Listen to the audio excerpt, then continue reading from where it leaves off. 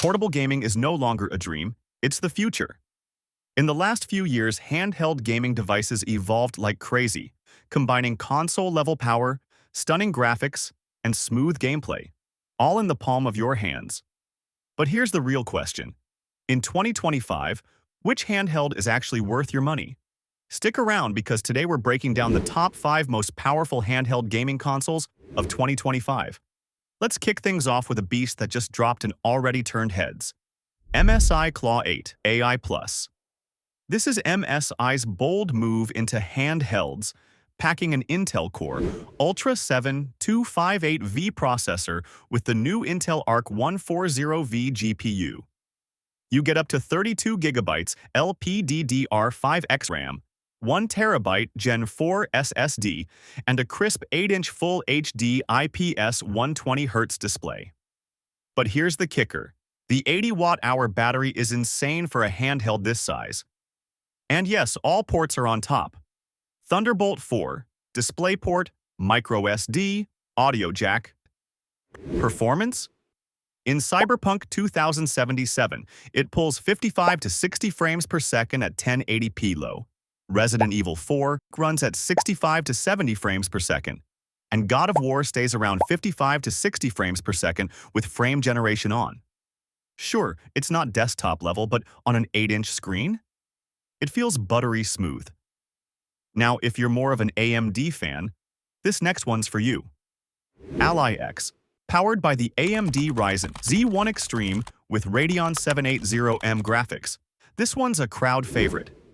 It rocks a 7-inch Full HD 120Hz IPS panel, 24GB LPDDR5 RAM, and 1TB storage, all backed by an 80-watt-hour battery.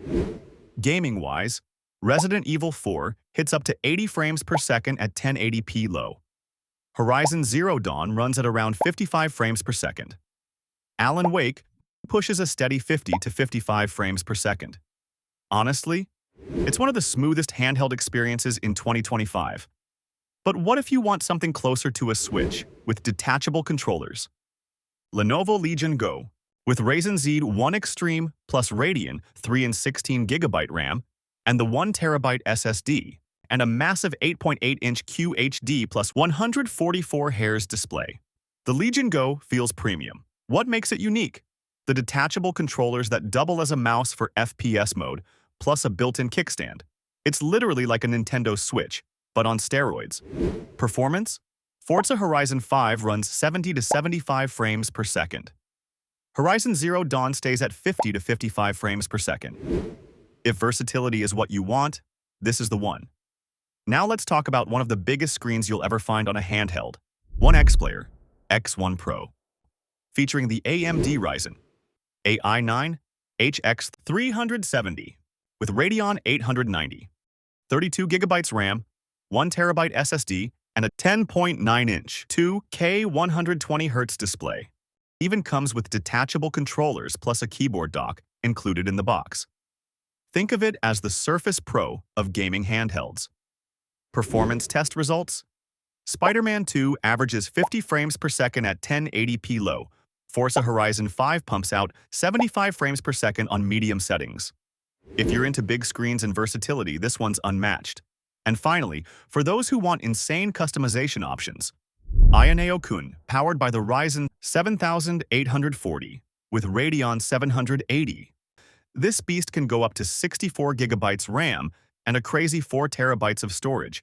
Of course, you can get lower versions than this to save on price, such as 16GB RAM and 1TB SSD. And the Ayaneo Kun, rocking an 8.4-inch Quad HD screen, 75-watt-hour battery.